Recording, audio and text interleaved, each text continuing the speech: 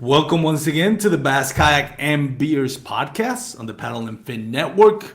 Got a great show for you today. One of my favorite tournament anglers and also co-host here in Paddle and Fin, one of our newest members, Drew Gregory, is here to join me. What I wanted to do with this episode and some episodes leading up to the TOC for the Hobie B.O.S. is bring some of those anglers that are taking part of the TOC and are maybe favorites to win Angler of the Year and see if we can talk to them a bit about their upcoming event at the TOC. Don't know if we're going to have time to bring more guests in, but we'll see what we can do. But first of all, I wanted to bring Drew Gregory in. He wasn't part of the Pickwick Trail, but we're going to talk a little bit about that. Big congratulations to Texas local legend Guillermo Gonzalez, and also Matthew Scott, who came in third, and also, of course, Christine Fisher, who came in second. Some of the best people you can ever meet on the water. All three of them are great ambassadors to the sport, so I'm really stoked to see all three of them on the first, second, and third place. And what can you say? Guillermo put on a show. Christine Fisher put on a show 2 days. Matthew, kind of come from behind after a tough first half of the first day. Second half of the day, he pulled up a nice bag and he continued with that hot hand, leading him up to third place. So, and congratulations to everybody who took part in the Pickwick. Everything was awesome. We all enjoyed watching it, and the presentation. We're going to talk a little bit about the presentation. Drew got some shout outs there. Some of them funny. Actually, all of them are pretty funny. So we'll talk about that too. So we're going to go to a quick commercial break. Drew Gregory on the show. Drew Gregory, my man. How you doing, buddy? What's up, Armando? Doing good, man. How you doing? Pretty good, man. Thank you for coming to the podcast. Honored to have you here. Awesome, dude. Hey, I'm just refreshed because I didn't have to, pre-fish and fish so hard down at Pickwick. I got to take a little bit of a break. So I feel very refreshed, getting ready for these couple championships with KBF and obviously Hobie that we're going to talk about a little bit. So I'm feeling good, man, other than, it was definitely some hard work here at home with the honeydews and getting ready for a new child that we have on the way, a baby girl in December. So trying to get that all knocked out of the way now so I can Congratulations. Yeah, thanks, man. So I can get down there and fish hard during those tournaments. So it's been a fun weekend. Plus I got to stay home and watch a little football while I did some of that stuff. So that was cool. I'm refreshing Tourney X on one hand, watching the games over here, my fantasy scores. It was an awesome weekend. So who's your favorite team? Football. For football, so this is weird, man. I grew up in the Atlanta area, so I used to be a Falcons fan, right? But then I moved to Charlotte, North Carolina for 10 years. Actually, I'll back up and start with Texas. I was born in Texas. I don't know if you know that, if we've ever talked about that. Fort Worth. So all my family growing up, Cowboys fans, right? Yeah. But all my family's from Beaumont, which is near Houston. So then when Houston got a team, they were all Houston fans. But at that point, I was already out of Texas, right? So moved to Atlanta, became a Falcons fan, then moved to Charlotte for 10 years. And I was like, hey, you know what? I just was kind of put in Atlanta. I didn't get the choice. It's where I grew up. But I chose Charlotte, North Carolina to live, right? That's where I moved. And, I was doing kayak once I started doing kayak fishing full time. And then I was like, I'm going to be a Panthers fan. This is my town. I chose it. All my friends here. I love it. And so I'm more of a Panthers fan than anything. But now that I moved up to Northeast Ohio, the Browns are right here. And everyone's kind of pushing me to go be a Browns fan because they're Don't do it. I know. They're Don't good do now. But anyway, Man. So I like the Browns, the Panthers, and the Falcons. We'll just say that. And anybody on my fantasy team. That's who I'm a fan of.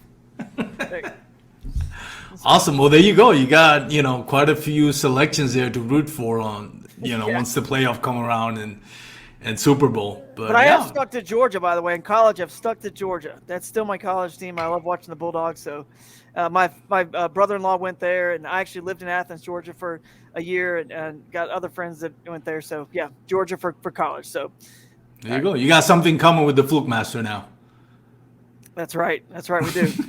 Other than kayak fishing, of course. And we're both on the motor guide team for the KBF National Championship. There you go. Gene and I and his son and Ken Morris and maybe another guy, Jason, as an alternate. We got a nice little team for the team cup at the KBF National Championship. So Motor Guide team, let's go. Let's win this thing. Definitely.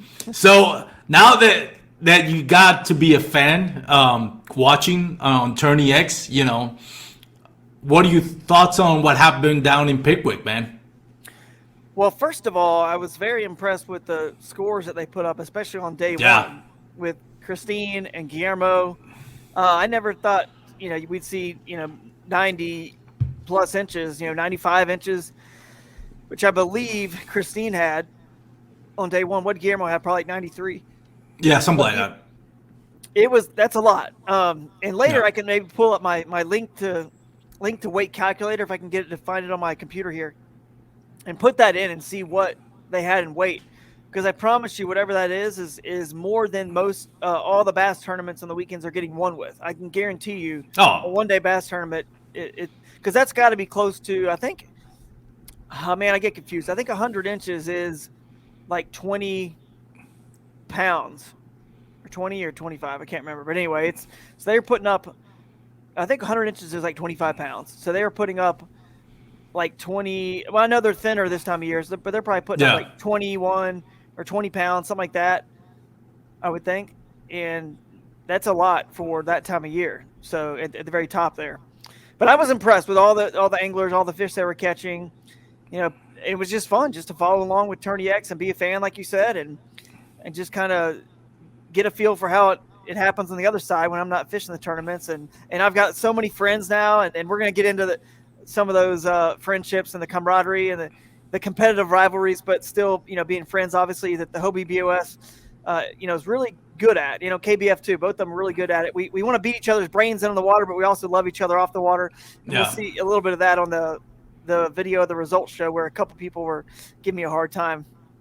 Well, let's dive into that, because afterwards I want to talk about you and what you got looking forward to the TOC and the Angler of the Year race. Let's bring in those shoutouts. I thought they were hilarious. We were listening to them before we started recording, and funny, but at the same time, a nice nod to what you've been doing.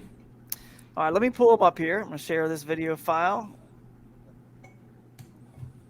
Let's see who's first here. We'll do, I think. All right, in the 6th spot. All right, you ready? I'll hit play. I'm ready. I'm ready. All right, so first of all, I just want to say, I think it's really cool, and if you guys ever listen to me on stage, and I'm not trying to say everyone's got to do this or do it the way I do it, but here's my philosophy, Armando. So just follow me, because I gotta set this up. Whenever I'm on podcasts, like national bass fishing podcasts that are not kayak or kayak specific podcasts, or I'm writing a post or wrapping up a tournament recap on Instagram or whatever, I like to shout out as many people as I can, other kayak anglers, because you remember how YouTube, like the Guggen Squad, remember Guggen Squad, how they just sort of took over the world all of a sudden in just like a couple years? It was like they're everywhere and they have so many followers. That's because they teamed up together and they did videos together, right? And they tagged each other. They did videos together. They weren't seeing each other as, dude, you're doing the same thing I am, so I don't want to talk about you. I don't want to get any more exposure for you. They realize the way the game works is we are a group. The manufacturers are a group. The tournament trails are a group. The leagues are a group. There are all these groups, and there's power in numbers. There's power in the views that we get and the exposure we get. And it's not a competition between like me and you getting exposure. So I like to shout out people as much as possible, say as many people's names, because I also feel like the leagues need stars. Like the NFL, NBA, they're really good because they promote their stars. And there's not 5,000 NFL players. Otherwise, we'd never be able to have that emotional connection and follow very well and be attached to that sport. So if we shout out the people, and it's obviously helpful that a lot of the same guys are up top, and there's a lot of good characters and personalities. So that's the reason why I shout out other people. And I think it's really cool that I think that vibe is starting to become more of a trend in the kayak fishing community, as people are shouting out other people, regardless if they have shared sponsorships or not. You know what I mean? It's not even it's about that. So it's cool that, people are shouting other people out on stage and on other podcasts. So let's see what Jordan has to say. I thought it was funny, so I wanted to play this too. He's obviously going to make fun of me a little bit, and or AJ is, but it's all in good fun. And I wanted to make sure we play this so that, again, this is a chance for us to give Jordan a little love, because he's good on on stage, and Guillermo as well. We'll play that one next. Let's see what he says here. Taking home $1,100 at 82 and a quarter on day one, 90 and a half today for 172 and 3/4, Jordan Marshall.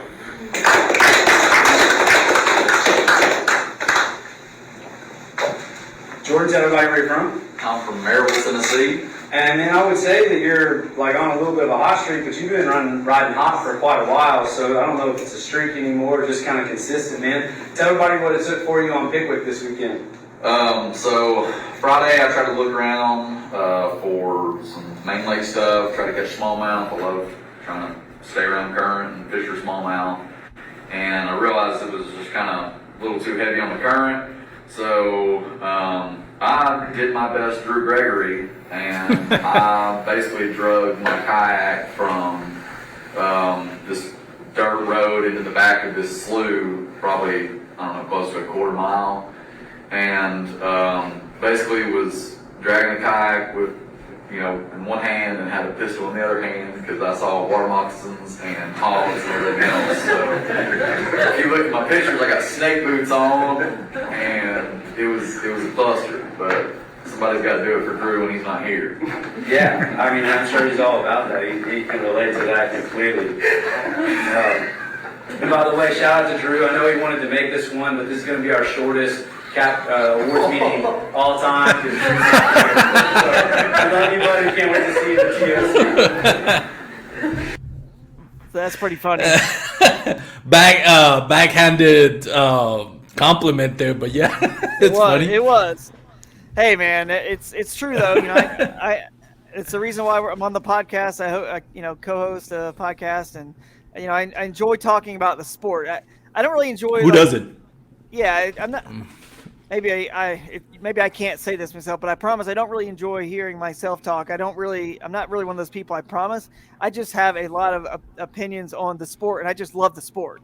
I promise. Yeah. That's really what it is. But and I also do it for a living, so obviously I have a few more things to say on stage, and once you have a wife and a kid, you always got to shout. I don't know. You got to shout everybody out. You can't really miss somebody. So, but by the way, I'm actually texting AJ right now about coming on a podcast with us on the Reel Down. So with Guillermo. So maybe we can get AJ on to talk about the TOC with Guillermo on the next Reel Down that Jimmy and I do here. So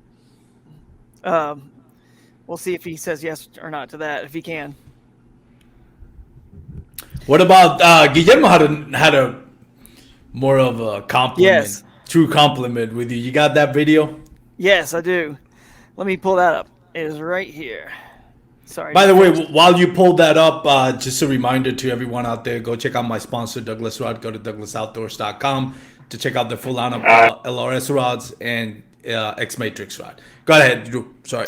All right, well, let's just play for a second. I think I may have started a little too early, but this is actually cool because we'll give Guillermo his time here as well. So let's see what he says. If I'm being honest, there's not another trail that I want to be more successful in than the Hobie B.O.S. trail. I mean, this is my first win, the Hobie B.O.S. trail, and it means so dang much to me, and I'm so excited to be here. And this is it, for those of you that want to fish in the highest level of competition that exists in kayak fishing, this is it, guys. So I encourage you to sign up and try to do it. Well, I appreciate that, man. Who do you want to thank for the opportunity to be up here in this big win today? Well, I'd like to start off by thanking Drew Gregory for staying home. We miss you, Drew. Man, there's so many people to thank. I'll start off by thanking all my housemates. So many of them are here. So many of us did well. So there you go. It's hard to believe this is his first win, as good as Guillermo is. It's kind of hard to believe. I'm like, oh, that's right. This is his first win. That's crazy, though. Yeah, I think he'd won multiples by now. Well, he's won KBF stuff. Earlier this year, so that's why it feels. Oh, dude, that was one of the most exciting tournaments I've ever been a part of. I mean, what he did, Jody Quinn, Kristen Fisher, Guillermo, Matthew Scott, Matthew putting up 100 inches in the first hour on Saturday. Oh yeah. And then Guillermo stealing the win from Jody, 17 minutes left for 110 inches. It was That was insane, dude. that has to be the most exciting tournament. It was. That I know the Bassmaster and Mark Pendergraft is going to get the lion's share of the of the accolades here, and as well he should. That was also an exciting tournament. But man, what Guillermo did on that day, that Saturday, is nothing short of masterclass, man. That was awesome. Right. That was awesome. It was incredible, man. And you're right. I just went in Guillermo's Tourney X profile, and that was his. I mean, for as long as he's been on Tourney X or any tournaments that will run through Tourney X, it does say that's his only first place win. So then obviously we know he won on the Fishing Chaos app through KBF. So Yeah. but you're right. He's got a ton of top finishes. He's always up there, competitive. And I mean, honestly, it's about consistency. I think it's a little bit of what we're going to talk about tonight. But I mean, if you think about it, I've got one national win, and that's it. And people would probably think I have more, but I have a second place in the national championship, and I've actually got a fifth place in the NC, and I believe an eighth as well. I have I think 3 top 10s in a row, and then or 4, something like that, 3 or 4. So it feels like I've won more because I think if you see people on stage enough times, all of a sudden in your brain you just starts adding up to wins. But really, I've only won 1 and had lots of in Hobie B.O.S. lots of second and thirds. But I've only been doing this for this is my second year focusing on national tournament trails. So I'm sure I'll get more. And I've been joking around with my wife and my friends saying, and even Guillermo and other people saying, hey, I'm just waiting for my win this year to come on one of these championships, if not both of them. See, that's what I'm planning on. So I'm holding them all back for the championships. And congratulations to what you've done. And I want to dive into a second. Before that, I want to also give out a shout out to Christine Fisher, because I think and I'm not completely sure, but I think she really needed a direct qualification, meaning she needed to end up in the top 3 to qualify the TOS. I know the Hobie, as great as Christine Fisher is, and not just for one of the best female anglers. No, one of the best anglers. Point. Guys, girls, she's one of the best out there. But I think Hobie B.O.S. was her Achilles heel this year. Like, she really struggled on the Hobie B.O.S. this year, and I think she needed to finish in the top 3 to qualify for the TOC. I'm not completely sure. Don't quote me on it. But if that's the case, shout out to her for coming in clutch, man. She put everything that she got into this tournament. And man, did she show out with great both days. I mean, again, upstage there at the end with Guillermo Gonzalez. Did an awesome job. But Christine Fisher, shout out to her coming in clutch to make it to the TOC, because we all know she belongs there. Yeah, absolutely, man. I mean, big shout out to her. She, like you said, one of the best anglers, period. And this year she just had some, a few events that didn't go her way in the Hobie B.O.S. She's done a little bit better on the KBF series. But here she is, by the way. This has not been updated, I don't believe. So Pickwick has not been updated, so we can actually see that she was 18th place. Oh, so she would have qualified then, yeah. She probably would have qualified, yeah.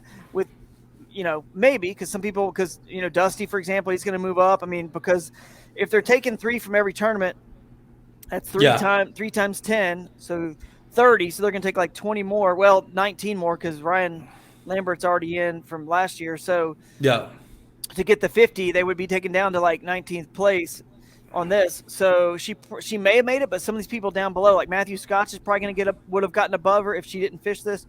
Yeah.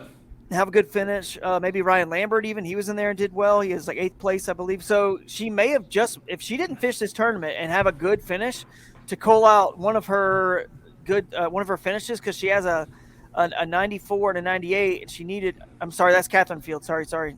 Christine had a. I thought I was thinking. I was Catherine Field. Yeah. Yeah, 95 and a 75 and an 82. So she needed to do better than this 75, which, you can do the math and figure out that's probably 25th place or something. I don't know, depending on how many. I guess because it goes 1 point down, right, from first. So anyway, so she did it. I mean, she did it. She needed a good finish. She's had really good finishes and won tournaments on that lake before. So shout out to her for sure. Good event, and shout out to those guys for their great fishing. They're great. Jordan and Jackson Orr. I mean, Jackson Orr. Real quick, we should probably even look at the top 10 because it went like you said, Matt, like was Guillermo, Christine, Matthew Scotch. Was it David Best? I believe was in the next one, and then Yep. fifth place I believe was it Jackson? Here, let's pull it up right now. Actually, I'll pull it up just to shout them all out. Yeah, Jackson, I think, came up fifth place. Great angler as well. Yeah, Nice to see yeah. Jackson back on the water. I think he missed some of the first few tournaments on Yeah, this year. yeah, absolutely. He's a great angler, great, Yeah, great person too. young talent. remember. Yeah, great person. Yeah. And then sixth place was oh shoot, I don't have it up on right now. I'm trying to pull it up, but I wanted to give them all a shout out. So while we're talking about it, real quick, here it is. Sixth place is. Oh, it was. Hang on, that I hate how sometimes on Tourney X you got to hit total instead of day Yeah. 1 and day 2. You got to make sure you're looking at the total. So 6 was Jordan, which I guess we knew that, and then Brian Howe, who if he would have Seventh gotten place, yeah. yeah 7th place. If Brian would have got, I believe he needed a third or fourth place finish, and he would have passed me in the AOY standings because he's got like a win, a second, like he's got a lot of, or maybe he has 2 wins. He's had a really good year. And then Ryan Lambert was 8th, the last one in the money, and then Brian Nelly, Dusty Yacker, they're round out the top 10 there.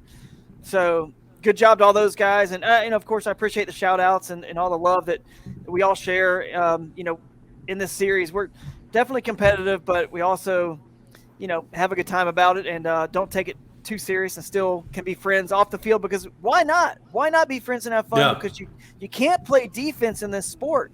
It's not like I can put sharpen my my Benny Branches Angler Pro paddle and go by you when you're fighting a fish and chop your line and cut you off. There's no defense in this sport. So you might as well be friends with the guys. It's kind of like golfers. Golfers are very friendly with each other sometimes because what's the point in not being? It's not like it's a sport like football that we're It's not a contact sport, yeah. Yeah, with defense. No. So anyway, we can move on. But that was a pretty cool segment, and I appreciate those guys.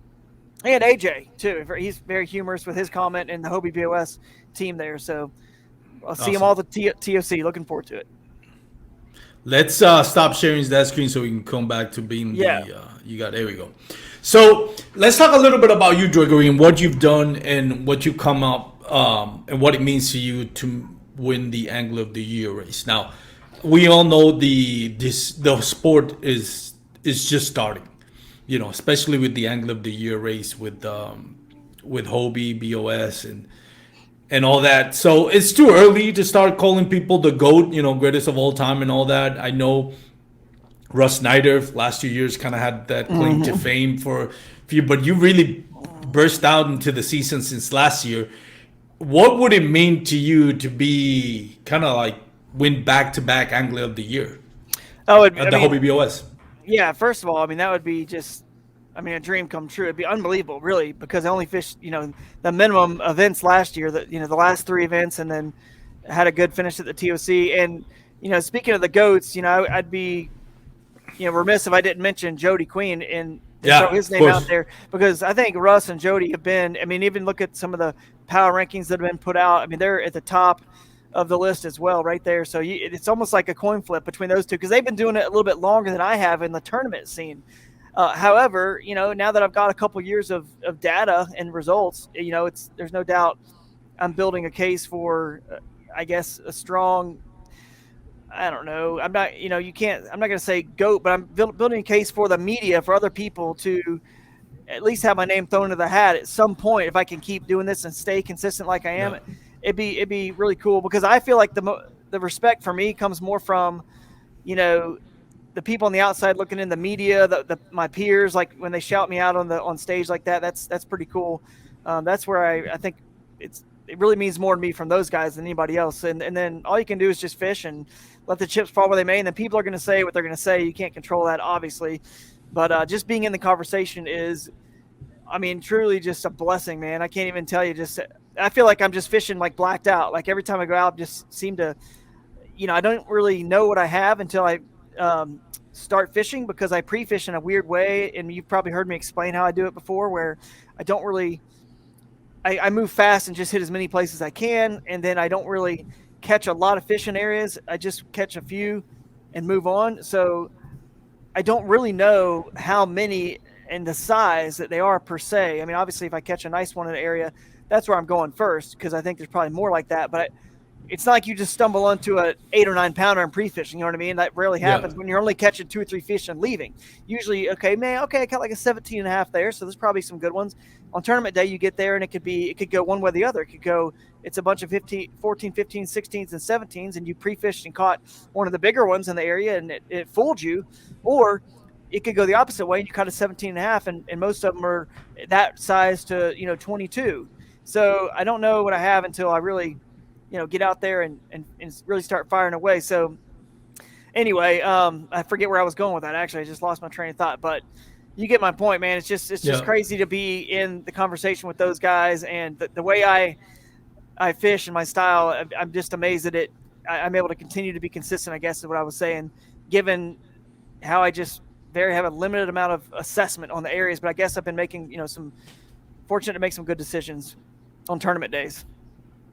No, man, you obviously cemented yourself as one of the top anglers right now and a force to be reckoned with. When we're looking not necessarily the TOC, but the Angler of the Year race, I know I'm a little biased because, I want somebody from Texas to win it. I love to see Guillermo and Matt Scott on the, in the podium right there in the first and third. I love what Brian Howell is doing. I think he's a dark horse. He's my pick to win the Angler of the Year race. But there's some other great anglers. I mean, Ewan Minor, what that young kid is doing is nothing short of impressive, especially at his age. It's scary to think of what, when that kid reaches, kind of like, maturity as far as knowledge goes into kayak fishing and being able to, apply the data that he's already learned and will keep learning. It's scary to think what's going to be in the future. I mean, we're talking about future Russ Snyder in that aspect of just the sheer knowledge of how to fish. The reason, when we talk about Russ Snyder being always in the conversation, it's just his knowledge is almost unprecedented when it comes to kayak fishing tournaments. Russ Snyder is obviously, Jody Quinn is obviously a favorite. You're one of the favorites. How do you see the angler? It's really going to come down to the TLC. That's what's going to decide it. How do you see it shaping out? I mean, how confident are you that you can win it? And honestly, you got to be one of the favorites just because of your style of fishing and the way you've mastered it kind of lends yourself to be consistent angler. How do you see it shaping out? Well, first of all, the TOC is held on Lake Eufaula, and it's a very stingy lake, actually. It's pretty tough fishing, even though it's kind of, they call it the big bass capital of the world or whatever. It's very stingy. It's very tough. I mean, you look at all the tournaments held there on Major League Fishing and earlier this year, and the MPFL was there. If you look at them, it's not easy to win there at all. Limits are going to be important because this is new this year with the TOC. You may not remember, but it's a 3-day tournament, not a 2-day, like in years past. So limits are going to be key. You limit for 3 days. I bet you we can go back and check this podcast recording, but I bet you half the field doesn't limit 3 days. Half the field of really all these talented anglers, 50 of the best. I bet you half the field doesn't limit all 3 days. Like, you know what I mean? It'd be very hard. But so if you can limit for 3 days, you're already in the top 25 probably. Right. So now you just got to find a few bigger fish to move yourself up in that top 10 and have a chance to, maybe win the AOI with a, top 5 finish. My style of fishing, honestly, I don't think it fits that great for this lake. I did fish this lake earlier this year because Bass, the Bass Nation Kayak Series had an event. I remember. And I specifically fished that event so I could have a little bit of experience on Eufaula before the TOC and get the lay of the land and just at least, obviously, different time of year, but at least, get a lay of the land, right? So I spent a few days there pre-fishing. I just don't really see the creeks being super hot, for example, like a lot of the skinny water that sometimes can sometimes come and play. Don't see that really being the way it's wanted. The lake's just kind of known for being a real popular brush pile fishery. So people can, I think it's going to be live scope. So it's funny to me, real quick, Armando, a live scope, in my opinion, now that we've had a couple years of it really being mainstream out there where people have it, right? Mm-hmm. To me, it's a tool that's pretty much going to be a fall, like late fall, early winter tool to probably like end of March, early April tool, and that's it. Maybe just mid-March. I think that's when it really is going to excel in the kayak fishing world. It still may have a little bit of, different length in the bass boat world by a month or so, or give or take. But I think that's when that tool actually really excels. And I did pick one up. I haven't put it on yet. Actually, I got connected with a new sponsor, the guys from the Bass Tank out in Oklahoma City, Tulsa, in Oklahoma. They they're the best at it. So I've got some instruction from them, and so I'm going to check that out. But anyway, back to your original question, that the TOC is going to be just super interesting this year because it doesn't really suit my style that great. I don't feel the main river and the main lake are accessible by bass boat all the way up and down. So it's the Chattahoochee River is big. So bass boats can get all in it. And I got into kayak fishing to get away from bass boats. So whenever they're on a river that they can also access that I can, it's not really the reason I got the kayak. So, it's going to be a very, very challenging event for me personally. I'm looking to hit like 80 inches a day and see where that falls. You know what I mean? I think that would be remarkable to hit average 80 a day at that place in the fall. So it's going to come down to the TOC, and this year is going to be closer than ever because you got Ewing, which everything you said about Ewing is spot on. That guy is going to be one of the best. Now, whether he fishes the bass boat world or he stays in kayak, I don't know, or does a little bit of both, but he's got immense talent in the sport. There's no doubt about it. One or two top finishes at the beginning of the year, and you could say, whatever, but it's every single time he fishes a tournament. He's just so consistent, and it's really impressive. So Ewing has obviously got, it's what's the sports term? Not the ball's in his court. It's he controls his own destiny, right? Yeah. If he wins, it's his to wins. Yeah. If he wins, it's over. If he gets second, it's over. I think I need him to be at least. If he's third and I get first, I'm in second, and Brian Howe is 0.1 below me. So if Brian or I see it goes by 2-point increments. Just so everyone knows, the TOC drops in 2-point increments. So the winner is going to get 100 points. The second place angler is 98. Third place would be 96. So we need him to be 96 and us to be at 100. So he could get third and we'd have to win. So, obviously that's a tall order to win to begin with these talented anglers. So we would need Ewing to slip up and be, somewhere down, 10, 15, 20, and then us hopefully be, 6, 7, 8, and then nobody right behind us win, obviously. But there's going to be the people that are really in play. If I go and look at the thing again, I'll just pull it up on my screen. I don't have to screen share it again. But the people who are going to be really the most in play, it's Ewing, myself, Brian Howe, and I mean in play like this is closer than last year. Like it really is. Russ Snyder's, but actually, Ewing, myself, Brian Howe. Fourth will be Guillermo after his win in the update, so he'll be fourth. Russ Snyder, I believe he has 293. He'll move up to about 293. Brian Howe and I were at 294, and Ewing's at 298. So you guys following along. Russ Snyder, 292.3, and Jay Wallen and Cody Milton, 285. So they're right in the mix too. But those guys really need to win. But I bet you Jordan Marshall just had a good finish. He's going to be up there, and it's going to be interesting, man. It's going to be a really, really fun event to go and see what happens. I can't wait. I'm pumped. And Brian Howell, by the way, don't sleep on him on Eufaula. He came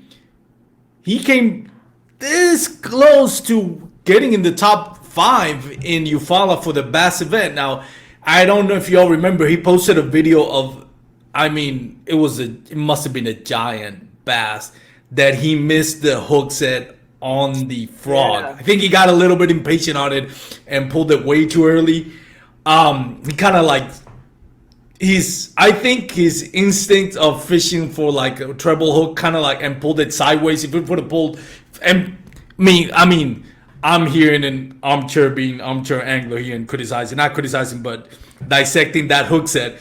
But if he would have hit that hook set straight up to the skies, he would have landed that bass. 'Cause he kind of side hooked it with a frog, which is not really what you want to do, if I remember that video correctly, and he kind of came off. If he would have landed that one, he would have. Yeah. I don't know if he would have won it, but he would have definitely been in the top 5. Well, I got this. Yeah, for sure. He's good at Eufaula. I mean, he came one missed hook set from getting right there at that top 5 finish at Eufaula. So he knows how to fish it, and obviously it's a different season. You know, we'll see what fall will bring to Eufaula versus pre-summer or late spring that was last year. I mean this season. So we never know if it's going to translate, but he's no stranger to finding success with Eufaula, definitely. Yeah, I've got those standings right here, and just so you know, this is what I'm saying about Eufaula is tough because that was a tough event too at the Bass. It's in Bass Nation Kayak Series in Eufaula. Yeah, so I finished 7th, and I did qualify for the 2022 championship, which was kind of my goal for that event. So I got 7th. Russ Snyder's won, so he's going to be a dark horse at the TOC. Yeah. Well, actually, hang on. Russ Snyder's is probably not fishing the TOC. So I don't know if you guys know that. Yeah, I don't think he is. He told me he was probably not going to fish it because his friends won the lottery for the Grand Canyon trip, and you gotta like win the lottery to get a Grand Canyon rafting trip or whatever, and it's like a once in a lifetime sort of thing. Like everyone says, it just absolutely changes your life to be in the canyon for a couple of weeks with no cell phones, no communication with the world, and just it's one of the most special places on the planet. And so he's probably going to do that trip with his friends. But if he is at the TOC, he's one to watch out for because he obviously won on Eufaula, and he's right there in the hunt. And I'm sure he's a little bit, he's a competitor, dude. I'm sure he's ticked it last year because it was kind of his to lose last year. Once Jody didn't get 5 fish on day 1, then it was like it was either him or I, you know what I mean? And he didn't get 5 on day 2. I think he only got 3, which is like never happens. I mean, but this tournament is one of the best because it's in mid-November. It's like starting to get cold everywhere. The bite is tough. It really is a true test of very tough, challenging test to see who walks away with that AOI. But anyway, looking at the screen here, I do see that, I was in 7th, and I had like an 18, 17 and a half, 15 and 3/4, 15 and 3/4, and 15 and 1/4. And in pre-fishing, I caught like a 21. So if I could have just gotten a bigger bite on the tournament day, it just didn't work out. Maybe I could have been in the hunt, but it's challenging. I don't even think, let's see, I don't know if I was uploading during the day. Yeah, I think I was. So it looks like I had 5 fish and I culled 4 times. So I at least was able to have a healthy amount of, it wasn't like scaring not having a limit. But Brian, like you said, dude, it was probably his first time fishing it, and he got 29th place, but he only had 4 fish. So, and if you could, that's how bad that not I want to say bad, but that's how tough it was. If he would have caught that 5 fish, he would have ended up like in the top 5.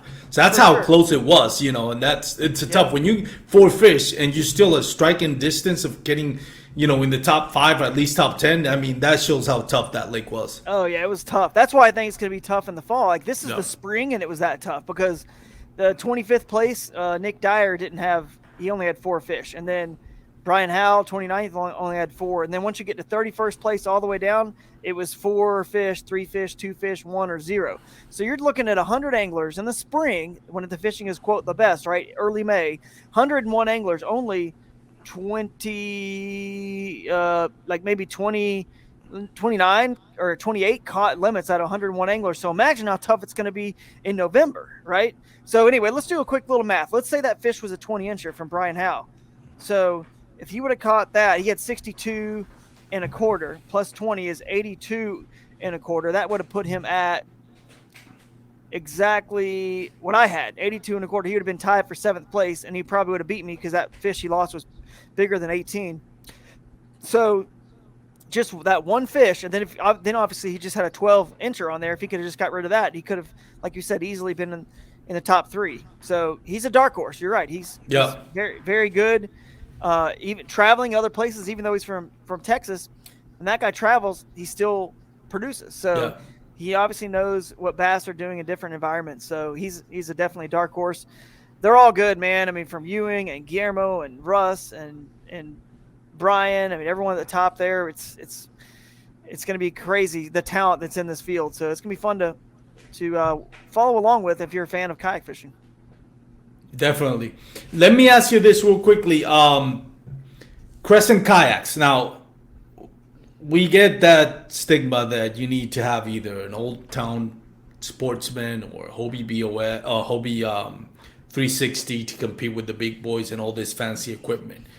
Your Bears to the Bone Crescent kayak, great kayaks. No, I'm not putting them down at all. Yeah. Great kayaks, but they're not. When we think about kayaks, only only like the hardcore kayak anglers know the brand Crescent. You know, it's not popular. It's not like Hobie B.O.S. Everybody knows Hobie B. Oh, keep saying Hobie B.O.S. Everybody knows the Hobie brand. Everybody knows the Old Town brand. That myth that is completely, you completely broken that myth, right? You have a Bears to the Bone kayak that you go on skinny waters. How do you do it? Yeah. What would you tell people that are looking to get into a kayak to fish for tournaments? You know, I mean, basically I would just say it's really, think about it like this. A kayak is a tool, and the Hobie is the best tool for certain applications of bass fishing. So first and foremost, you got to know the fish. You have to understand bass. You got to understand what they do and where they live and how they migrate and where they move, different times of the year, and it's oftentimes you can find them in multiple zones. Like I feel like most tournaments could be won offshore, on the bank on the lake, or up a river or creek, but you still have to be the best at that area. You know what I mean? That type of water.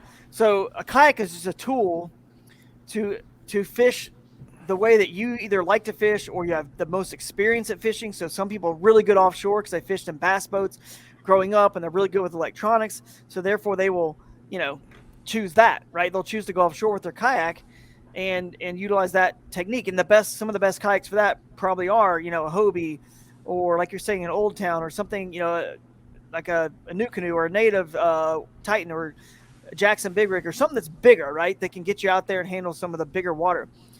For me, the pedal drive, I just prefer the paddle because I got a kayak to a stripped down little simple kayak. Like most people, originally when all this kayak fishing started, I got it to go into rivers, which is why people know me as River Bassin. I kind of coined that brand with the tournament trail I did, and then obviously some other stuff that I've done with the term River Bassin, right?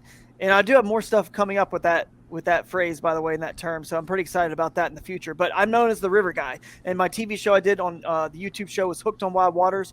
So the kayaks at Crescent are really, in my opinion, some of the best tools. Especially the smaller ultralight that I use and the new CK1 Venture that's awesome. They're the best tools for the job, because as good as a Hobie is at getting out in big water, and the other boats that we talked about and mentioned, it doesn't excel as well as a little small boat for accessing or getting in skinny water or vegetation, water with a lot of matted up vegetation, getting through and over it. Paddle kayak is still a better tool for that type of water. So in a tournament trail where a lot of people are using the pedals, I feel like it's kind of cool to kind of zig when other people are zagging. And maybe that opens up a little bit more water for me because people are using a lot of the pedal drives. And granted, they do have an advantage. They can go faster. They can do a milk run if they want. They can cover more water. They can move locations better. There's a lot of things they can do quicker and better than my boat will never be able to. But I just stick to, in pre-fishing, I just stick to the water where my kayak will excel. And usually I don't see anybody else there because they don't have the kayak that excels there, so therefore they don't choose to go there. So that's what I wanted to point out about Crescent. Now, granted, KBF allows motors. Crescent's got an awesome tandem/solo kayak that's really good called the Crew. A lot of people are loving putting a bow-mounted motor guide on that, or a Torpedo. Even the light tackle, which was the original introduction from Crescent into fishing. The main thing about Crescent is it's USA made, and it's a very affordable, it's a quality US product at a very affordable price. So it's pretty cool line of boats and a great company to work for with great people that are not just all about tournaments and all this. We're just about the lifestyle, just getting in wild places and enjoying God's creation. And that's kind of the vibe over there at Crescent, which is why our hashtag is, live in the current. So we want people to get out and explore the water, live in the current. Obviously, we're talking about lake, ocean, river, whatever, creek, but also live in the present, especially, given how this, coronavirus and everything has happened in our country.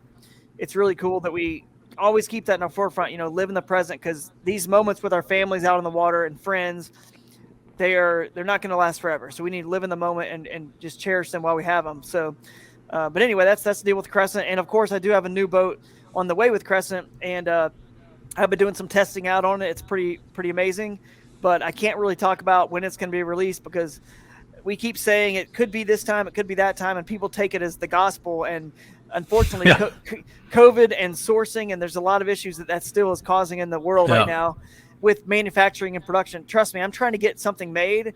I have the money to get it made, and I can't get it made. I'm just trying to find a manufacturer, and it's like, here, I want to pay you. Take my money to make this product for me. And they can't get it made. And it's like, maybe one day you guys will see what that product is. It is a kayak, fishing product. But anyway, we're on, working on it and trying to get that boat done as fast as possible. And hopefully it won't be too much longer. So I'm really excited about that one. It's going to be a good one for sure. A good tournament boat, a good wild waters, river bassin kind of boat. So I'm excited. Looking forward to it, man. Definitely. Yeah. So, Drew, I know you're a family man, and I spent better part of 45 minutes here talking to you. I want to let you, I have to let you get back to your family. So thank your family for me, for, taking time out of your busy schedule to talk a little about kayak fishing, the Hobie B.O.S. at Pickwick, and what you've been doing. If you want to take a few minutes to shout out to your sponsors, family members, anybody you want to give a thanks to? Yeah, I mean, before I leave, I just wanted to at least shout out, because we didn't touch on it, that we do have two championships coming up. The KBF National Championship and the Hobie B.O.S. So I just encourage people to follow along with those events. And I just wanted to thank both Hobie this year, KBF, and Bass. They had their championship earlier this year, for all the hard work they all put in, because we couldn't do it without them. We don't have a platform there's nothing to talk about. You and I aren't really talking about anything. Yep. It gives us something to talk about. It pushes the sport forward. It pushes manufacturing forward. You may listen to this. I assume if you're listening to this, you probably do at least like tournaments or follow along with it. But even those who don't, there's something special about turning something into a quote like sport, and what it does to grow that hobby or sport in another way that would never be possible. So I really appreciate those guys for all the hard work they put in. And I look forward to seeing so many people out there watching and listening to this at the National Championship or the Hobie TOC. I know the National Championship, there's more people qualified, so I'm sure I'll see people there. But I'd love for you to come up and say hi to me, and let's talk about, whatever you want to talk about. I just love talking to the fans and the other anglers out there. And that's what it's all about, the camaraderie that kayak fishing has. I want it to never leave. I know one day purses will be giant and it'll be cutthroat, and it's not going to be as quite fun as it is now. But in the meantime, let's try to keep it like this as long as we possibly can, because it's a pretty cool thing we have going. And then also, just thanks to my family, of course. And you guys, I'm not going to go into my sponsor list, but I will say, if you want to follow along at Drew Gregory Fishing on pretty much every social media, YouTube, I get into some of those there whenever I post. I've kind of been taking a little bit of a break because I am getting ready for, like I said, our second child, and just trying to catch up on the house is just a mess. So we got to get things in order. But I appreciate you guys here at Paddle and Fin for following the sport, and you guys do a great job. And if you want to listen to Guillermo talk about his win, I'll be interviewing him with Jimmy on the Reel Down. So go listen to that as well. Perfect. That's going to be this Thursday, right? Coming up maybe Wednesday, I think. Wednesday? I think Wednesday or Thursday? Wednesday. So go check it out, Paddle and Fin. Wednesday, assuming it's Wednesday, it's going to be the 23rd, right? It's 20th, 21st, 22nd. Yeah. 22nd of September. So again, Drew, one of the great ambassadors to the sport. We privileged and honored to have you in the kayak fishing community. Thank you for all you're doing to promote the sport, both on the water and outside the water. We wish you the best at the Hobie TOC. Hope if it'll be, a great showing for you, and let the chips fall where they may. And we'll see if we get first back-to-back champion. Back-to-back. That'd be amazing, man. Hey, and it's cool, too, that I'm in the running for the KBF AOY, too, so follow along there in fifth place. But Russ Snyder's is also in running for both KBF and Hobie. There may be one or two other people that are also in the running. So it's going to be interesting to see if somebody could ever go back-to-back with AOY ever, like I obviously have a chance to do. It'll also be interesting to see if somebody can ever get both AOYs at Hobie and KBF. That would be pretty amazing. So That to me is the ultimate if Bass Nation decides Yeah. to ever do an Angler of the Year race, and that's subject for another Next year. Hopefully next year. I like to see somebody win the Triple Crown there. Angler of the Year race on all three, or somebody win the national championship on all three. that'd be unreal. That would be awesome. Yeah, Unreal. that'll be a heck of a Triple Crown winner. Yeah, I appreciate it, man. Well, thanks again. I'm gonna give it my best shot, and you guys follow along. See you, man. Good luck. Appreciate you. And for those out there listening, please wear your PFDs. Remember, go check out my sponsor, Douglas Rod. Go to douglasoutdoors.com. Have a great night, everyone. Have a great day. Stay safe.